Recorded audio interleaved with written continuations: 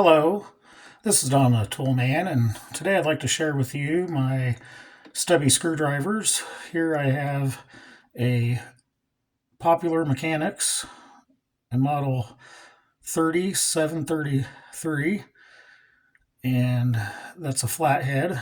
And I just recently got these cleaned up.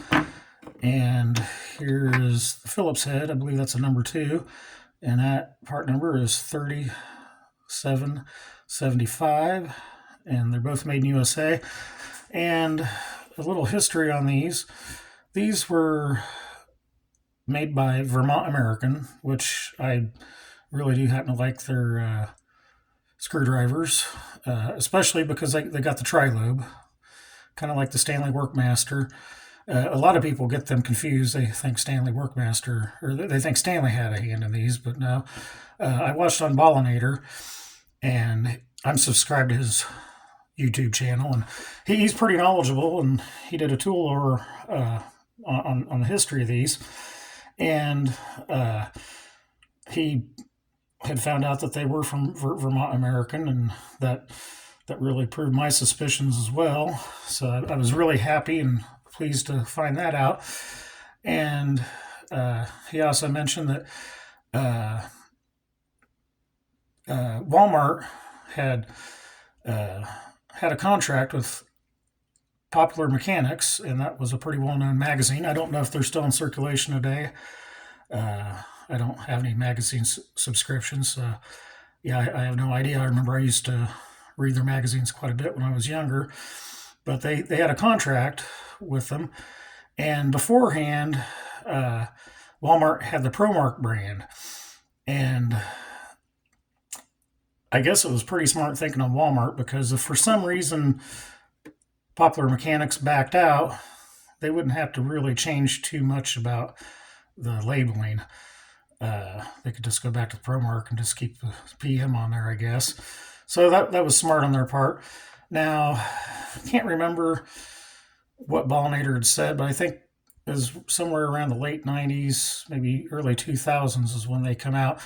And I don't know, because I was fairly young back then, and I'm not sure if Walmart was a thing where I was at. I really don't know when Walmart stores become popular in Southwest Iowa, where I'm from.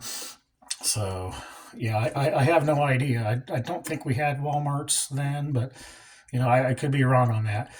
But I always thought it was kind of neat. This is back, when Walmart actually, when Sam Walton, the founder of Walmart, when he actually believed in USA made items and stuff, and there was a lot more USA variety.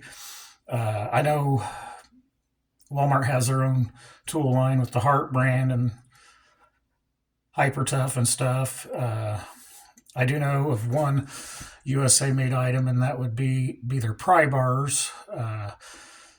And they're made in the USA, and they're made by they're made by Wildy Tools, and that's the only known USA manufacturer that I know of that Walmart has a contract with.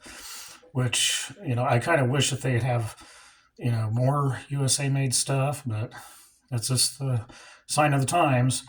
As far as the Heart brand, I used to really like them for kind of cheap economy tools, but I don't know.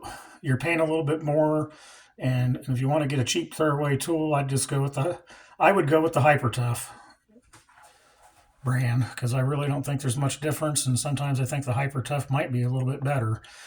But I have limited experience with them, because I primarily just use vintage USA made tools and stuff. Unfortunately, that's what you have to do. There's very few USA manufacturers around. There's still Wright, Snap-on, SK somewhat. Their tool line's getting very limited here in the States now that they went overseas. I can't think of too many more brands other than, I guess they do have some proto stuff still made here, and some of it's made overseas by them too.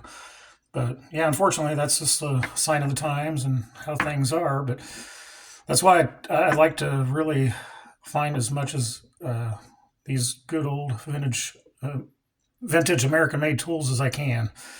I mean, because eventually they're just they ain't gonna be around anymore. They're just gonna be harder to find. But yeah, I enjoy using them, and I'm really glad to have these in my collection. So I just figured I'd share that with you. So if you like my content, make sure to hit that like button, and if you really like it, make sure to hit that subscribe. Thanks for watching.